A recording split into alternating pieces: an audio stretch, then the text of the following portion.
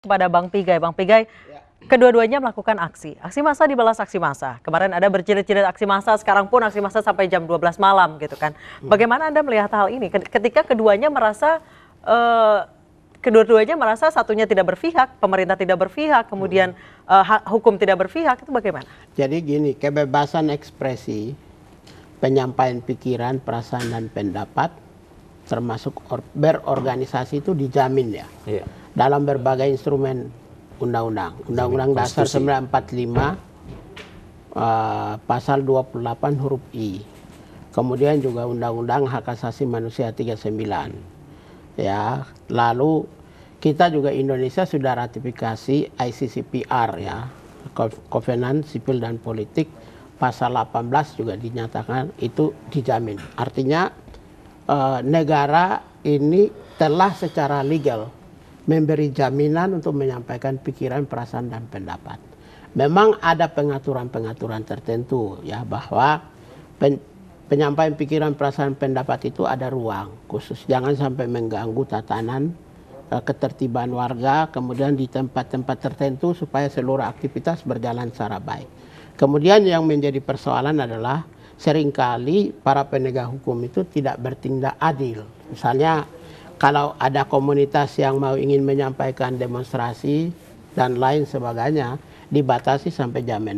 Iya. Tapi misalnya kemarin malam demonstrasi sampai jam 12 malam. Jadi inilah sebenarnya netralitas, imparsialitas, objektif penegakan hukum yang secara adil, jujur, ya, transparan itu menurut saya, ya gini, baik atau buruknya tatanan hidup berbangsa dan negara itu ditentukan oleh pemerintah dan pengambil keputusan.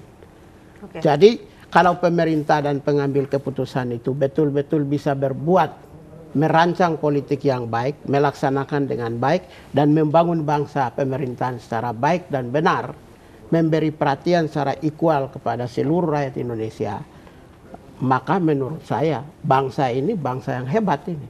Dinamika di masyarakat di bawah itu cukup hidup.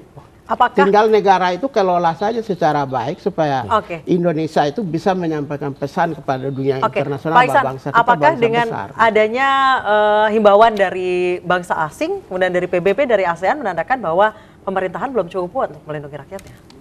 Saya kira tidak.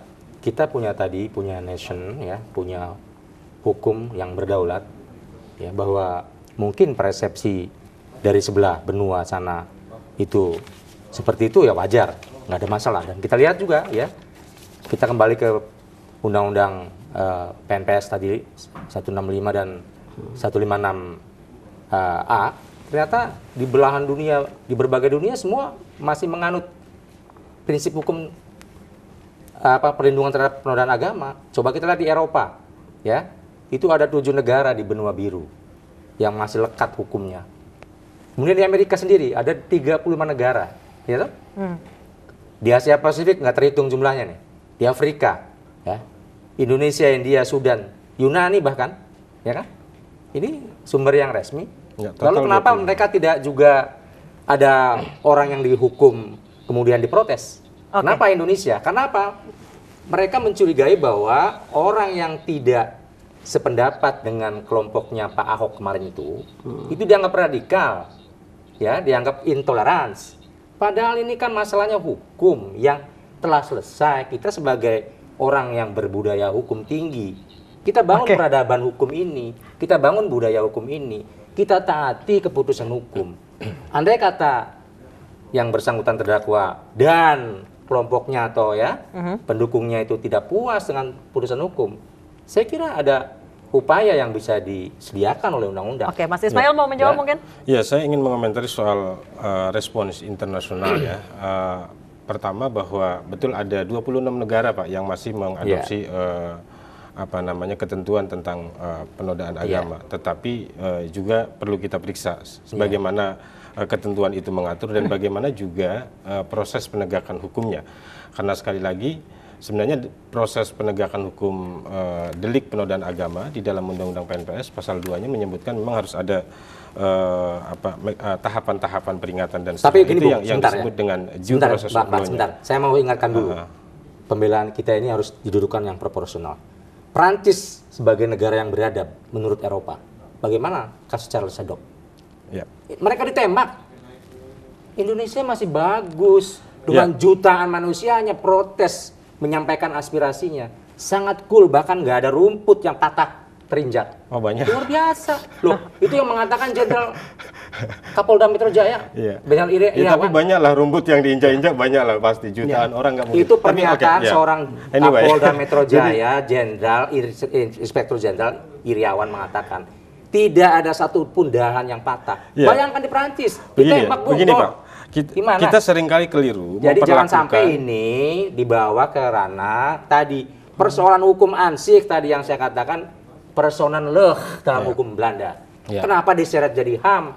Nah kalau begitu tuh tengok ibu kita yang nenek-nenek tua di sidang di Garut. Siapa yang nengokin itu? Nggak ada. Yang pamri. Bagaimana seorang tua renta diancam hukuman? Nggak ada.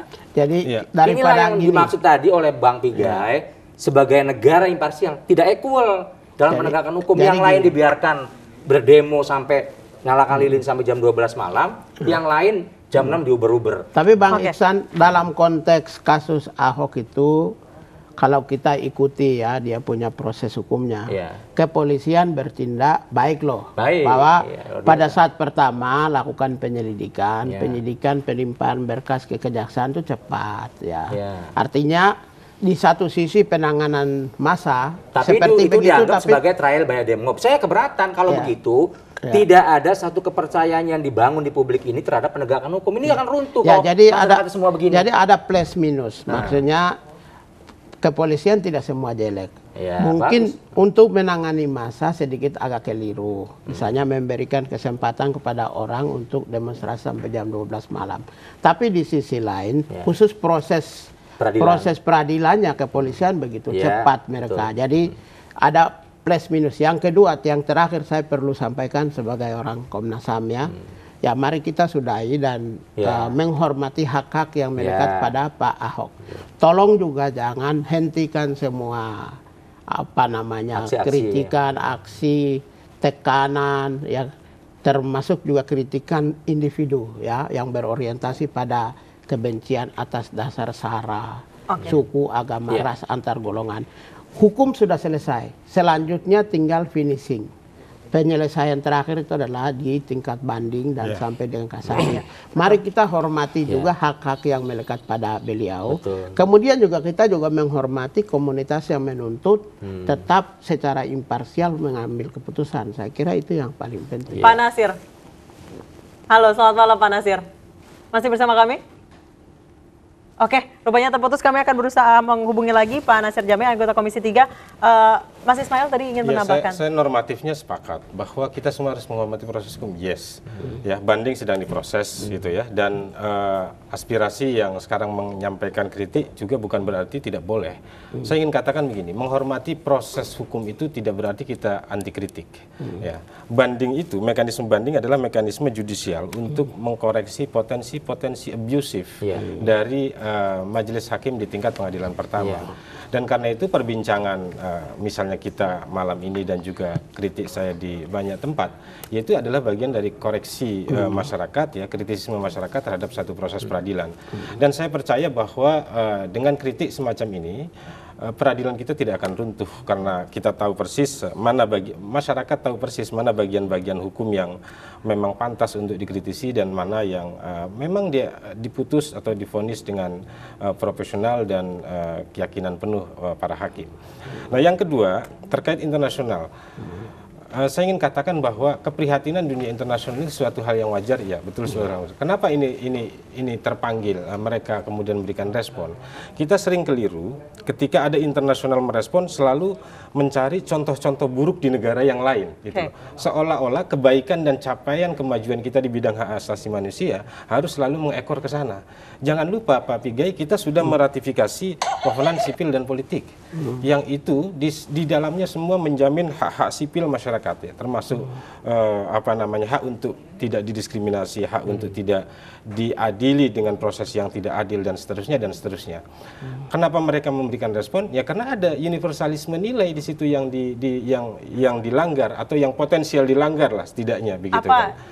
Ya, seperti Nilai-nilai tadi katakan, universal yang dilanggar. kebebasan berpendapat, kebebasan berekspresi itu adalah hak-hak universal yang diakui di semua tempat. Karena itu keprihatinan mereka bukan soal hal-hal yang terkait isu domestik republik misalnya, atau mencampuri urusan domestik republik, tetapi yang dia cemaskan adalah nilai-nilai universal yang diakui sebagai hak asasi manusia itulah yang kemudian ke depan akan terlanggar.